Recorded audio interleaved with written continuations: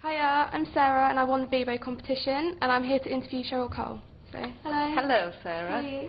I'm good. I want to say thank you for your video. I was very impressed. Thank you. So what did you think of all the other videos? I watched them all actually. I had a good giggle to myself. But yeah, no, yours stuck out because I felt like you took some time to think of lyrics and then think of your questions and stuff, so I was impressed. Okay, I'll get on with the questions then. Okay. So what is your earliest childhood memory? My earliest childhood memory would probably be of all the family, all brothers and sisters, because there's 5 of us. I've got 3 brothers, 1 sister, and we used to watch the Chronicles of Narnia. So that is a strong memory of me watching that, maybe around Christmas time. How old are you? God, I must have been, it was before we moved, so I must have been like 4, 5. And what about as a child, did you have any idols? Idols, I get asked this quite often actually, and I wouldn't say I had one person that I particularly idolised. I just loved music and loved theatre and all of that. I didn't really have, no, I wouldn't say I had one person that I idolised. Because a lot of people idolise you now. So I think Well, that if they're famous when they're older, they'll probably ask you about, and get the answer of you, won't they? So. Well, as I've gotten older, like I've realised what that phrase means more, I suppose. Yeah, it's amazing to be thought of like that. So where did you grow up? You grew up in Newcastle. And what was your first house like? My first house was on a row of houses, small. You come in the front door, you go up the stairs. There was 3 bedrooms upstairs. Little tiny little bathroom. Bunk beds we had. Did you have share rooms? Yeah, because there was 5 of us, and obviously Mum and Dad always have to have their own room.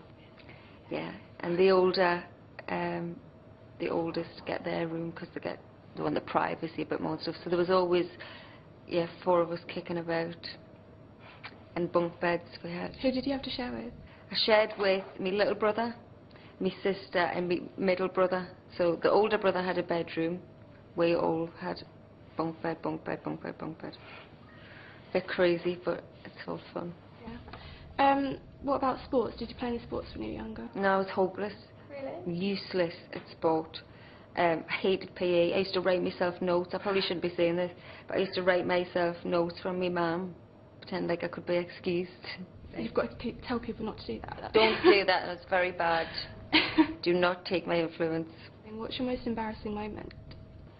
Oh my God, I was seeing a boy from London for a little while when I was about 16, 15. Probably the worst age for like embarrassing moments to happen to you. I took him to the Newcastle train station for him to come back to London, and as we were saying bye, I like went to give him a kiss goodbye and the door shut on my head. Nice. Not embarrassing at all. Did you get bruised? The door shut. Yeah, I had a bad head, but I didn't care. Me confidence was bruised. I was like waving him goodbye, and that was his last memory of me. My head trapped in the door, and I can still cringe now thinking about it. Gosh. What about a near-death experience? Have you had any? I once nearly choked on some honey in Paris. I saw that on Extra Facts. Yes, and I really thought I was going to die. Like, I thought for those split seconds I was meant to die in Paris in this chair. This is it. Why did you have to do it? Because you had a sore throat? I had a sore throat and I wasn't feeling very well. And I'd kind of got a bit addicted to eating honey out of a pot. Like, it just become a thing to do. And it was sliding down my throat, but it was closing my windpipe. So it was like nobody could hear because I couldn't make a noise because I was choking. Were you on your own? No, Nicola, Kimberly, the choreographer, they were all chatting amongst themselves, having a laugh, and I was choking to death. Literally could not get even a little bit of air down my throat, so yeah, I thought I was going to die then. And I once choked on half a hula hoop at school. I thought I was a goner, because that was hard. And I thought I might have died up the mountain when I climbed Mount Kilimanjaro. A couple of times I thought, I'm supposed to be one of those. You got quite ill, didn't you? I got quite ill, but there would be times you couldn't breathe properly, or you're facing a cliff front and you're thinking, if my foot slips here. I think a lot of people admired you for doing that. Scary. People. Very scary. What about presents? You obviously probably get quite a lot of presents. Yeah. What about the best and the worst presents? It's probably quite a hard question. Isn't That it? is a hard question. I do. I haven't really got any that stick out as the best present. I like giving presents. Yeah, I like that. I love that feeling. I love watching people's faces when they're opening it, when you know something they really want. Yeah. I prefer that. If you could change one thing about yourself, what Yes. would it be? There'll be a few, but I'll just stick to one. To not be so nervous. Be a bit more positive. You don't with come things. across as nervous though. Really? Yeah. If it's a big stage in my life, I do. And I'm a big worrier.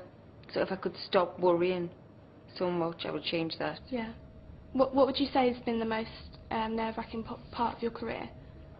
It's all in different stages, been, nerve-wracking. First tour, first time you do anything's really scary. It's new, isn't it? It's a change, and so I would say that the Brit Awards is really scary. Any first opening night of a tour is scary, or when you go back to your hometown. And I would say X Factor has to tip a lot, really. It was so good though. But The performance. scary-wise, so. Yeah, I can imagine. Yeah. Probably a lot of people. You had a lot of things riding on it, didn't you? Yeah. Like, a lot of people counting on you to do well, but you Yeah. did. You did better. Thank you. What's the one thing that's guaranteed to make you laugh, no matter what mood you're in? My nieces and nephews, always guaranteed for a laugh. It's like watching us again when we were kids. Yeah. Yeah, and there's loads of them. Oh. So, yeah. How many are there? 9 now. Really? Mm. Wow. And sometimes I have them all down, so. Oh, that's nice. Yeah. How old are they? What's It's the nice for age the range? first couple of hours.